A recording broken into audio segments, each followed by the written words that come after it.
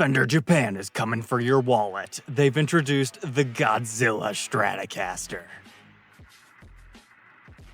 Welcome back, troglodytes, to your daily dose of guitar information, the Trogly's Guitar Show. Fender Japan has been partnering with so many iconic franchises, from the Asuka Telecaster to the A30 Electric Final Fantasy Stratocaster. We never got to do the Monster Hunter Tele, but that was also a thing, with its cool slash-through down to the bare wood pickguard, and oh my goodness, I didn't realize they did it to the pickup, too. But here's our latest one, the GODZILLA Stratocaster. At first glance, it really doesn't look like too much, but the further we dig, the more exciting it gets. So the first thing you might notice, hey, it's a dual humbucker-equipped Strat. That's cool. But instead of our regular blade switch, we've got a Godzilla outline over here, and then they opted to put like a Les Paul style toggle switch up here to help you select between them. I'm betting that's the reason why they decided to do an HH setup. And at first glance, it looks like it has some sort of a figured maple cap to it. However, reading our specs, it's actually an alder body with a myrtle wood top. I enjoy when a guitar has quirky specs like that just make it a little bit even more special. But our next unique thing is some interesting writing on the fretboard. I believe that says Godzilla. And then as far as the face, it is a matching black head cap, but they left the natural finish on the edges, exposing your maple neck. Even got a black nut over here. And then is there anything crazy going on the back? Well, in case you didn't notice, complete black hardware. These are being made first in 2025. They're made in Japan. But okay, the back appears to be a satin finish. And to be quite honest, I can't tell from the stock photography if the top is also. I'm willing to bet it is, even from this photo. It's just reflecting some lights. But we've got a regular back plate for our tremolo cavity, but what's this? We've got some sort of a battery compartment. Are they active pickups? And then we've got a little small thing down here. Not sure what that'd be for. I'm kind of surprised not to see a route right here for our toggle switch. That likely means they took an additional route right here, so kind of more chambering to a Stratocaster than you're potentially used to. And then, oh, I missed it. Our knobs are also blacked out, including the pickup covers and the pull pieces, and the output jack on the front, even your strap buttons. But what if I told you that's not even the coolest thing that this thing does? It says if you press your second tone knob, you go from drab to fab. It lights up.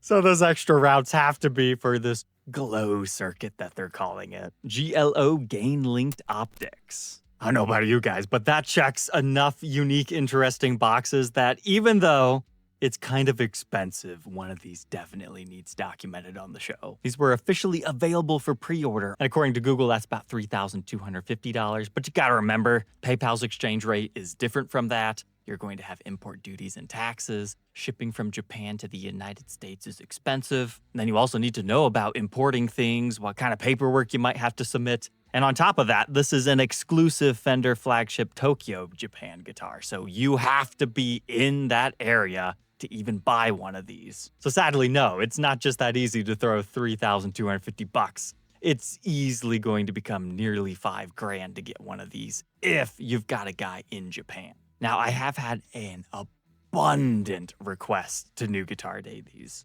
Being a flagship Tokyo model usually means it's limited how many each person can buy. So while I would love to help everyone, I'm not sure that I can.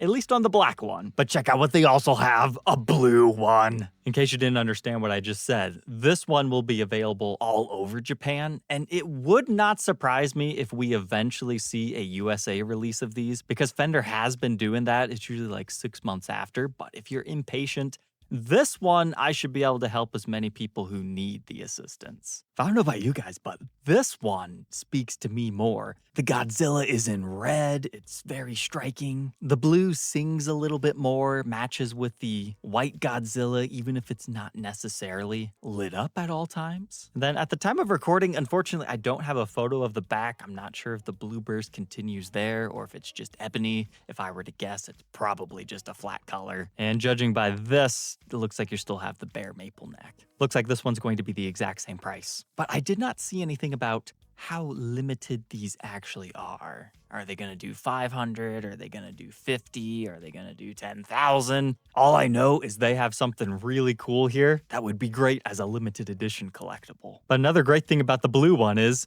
it glows blue. That's just infinitely cooler to me. But then again, maybe the hardcore Godzilla fan is like, it has to be that traditional black and white. And the reason for this collaboration is it's the 70th anniversary of Godzilla himself. So we get the special neck plate. And not sure about the interior of the case at this point in time, but we at least have that logo on the outside too. But something else interesting that I'm noticing here. This one doesn't say anything about the finish, but this one specifically says it's a gloss finish for the blue. But if you wouldn't dare have a guitar that someone else can own, the blue ones have minimal hoops to jump through, but the black ones are marginally difficult.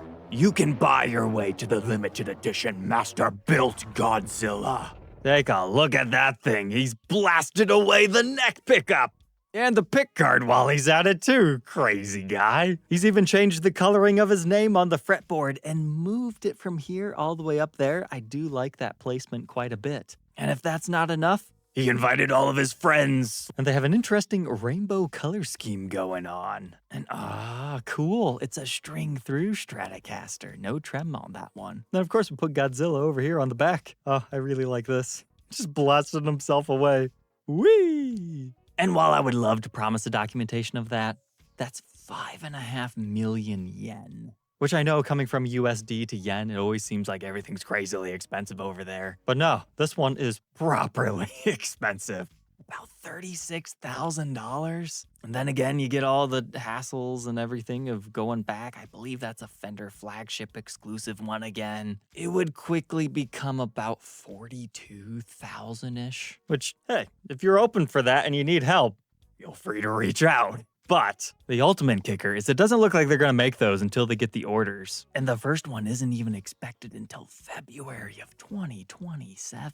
And they don't tell you how many they're planning to make. But at that price, I don't imagine more than 50. Even that might be high. So what makes it that special? Well, you get Tom Neely's original artwork on it, and it's blacklight paint. So if you have some UV lights going on, you get this interesting look, and then hey, what's this little green thing right here? A specially designed electronic circuit built into the body allows you to reproduce Godzilla's iconic roar on command. Oh man, I need that to play Brain Stew, because that is clearly the superior version of that song. I mean, the button's even green for Green Day. So go ahead and make my day. Let's order it, because that thing is a lot of fun. It looks like these are planning to start to ship out on November 24th for the regular ones, but pre-orders are open. But it's not just guitars, they also have a distortion pedal as well as some picks. If I understood my first reading correctly about this thing, it's only available to people who purchase the guitar at first, and then maybe later on they'll let anybody buy it. Or it's possible that I misread that, but at least for the early units, you have to be a buyer. But yeah, that looks like fun. If you're a pedal collector or just like Godzilla, I'm real curious to see how that sounds. I'm surprised they don't put the Godzilla roar on a separate button over here. But then wait, hold the phone. There's even more Fender Japan news. New artist signature guitars with the band Chilli Beans. I haven't heard of them before. Fairly new band, all things considered. Maybe if somebody utilizes my forwarding service on one of these, we can dive deeper into their works. But according to what I see here, they appear to be a J-pop-ish band. And their name is apparently a reference to the Red Hot Chili Peppers. So 2 guitars and a bass. Let's start with this one, the Chilli Beans Moto Stang. I like it. It's weird in a goofy way that will be memorable, because look at these inlays.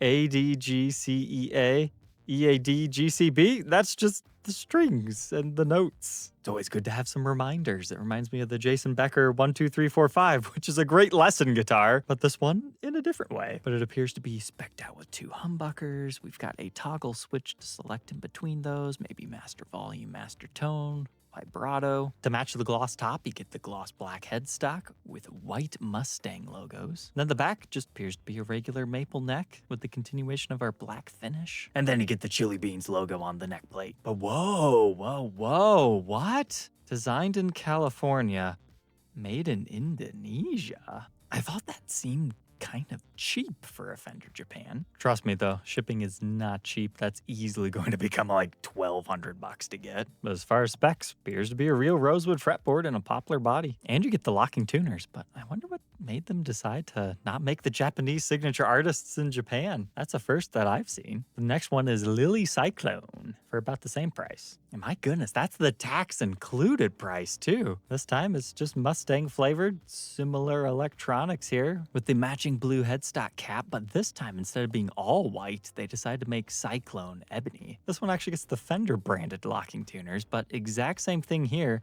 But we do have a signature decal on top of that. And we even have a coil tap function. And then the Maika Mustang bass. I really dig the wood grain on this particular example. Went nice and natural to let all that sing through. Of which then you get to appreciate all that on the headstock still. And just regular logos here, not the blinding white one. And then you get the continuation of all the rest of that on the back. Man, that's just a great example. I wonder if they're all gonna look that nice. I must have missed the signature decal on that first one because the second one has it too. No? It's just not there? That seems strange. But then again, some artists have differing preferences when it comes to that. They don't want the name on the guitar, because then somebody who doesn't necessarily idolize them or even know their work can still pick up the guitar and enjoy it for the specs that she picked out. Then they also had some signature straps, like here's Maika. It's a nice green and yellow, almost floral-like looking thing. This is a cool purple hazy one for Moto, blending the pink and purple with that woven strap look. And then hey, this one's really festive and Christmassy. Lily's signature strap has the white, red, green, and blue colors. And you can also get their own signature picks. I'd say my favorite one, though, is right here. Reminds me of the SpongeBob backgrounds. Although I think the shape of this one's the nicest. So nice job, ladies, and introducing some interesting, affordable artist signatures. Maybe that's the other reason they did it that way. They didn't want them to be $1,800. Make them more accessible. And next we have a signature Jaguar for Moeka, M-O-E-K-A. Looks like we're going for the aged sonic blue color with rosewood and alder. I mean, at first glance, besides the finish, it seems fairly familiar to other Jags that we've seen. Although at first those look like mother of pearl inlays, but now that I'm looking a second time, I think that's just really choice pearloid, but you can see it's got a bound neck. We have a signature neck plate on it with a handwritten name. Screen printing, I would imagine, or something similar. I like it. That's a very nice touch. But speaking of nice touches, this one's in Japan. Look, right there, your middle tuner has a little butterfly on it. It's all about the little details when it comes to signature artist guitars. But all right, Troglodytes, I hope you enjoyed our little Fender Japan episode tonight, and we'll catch you tomorrow on the next one. Take care.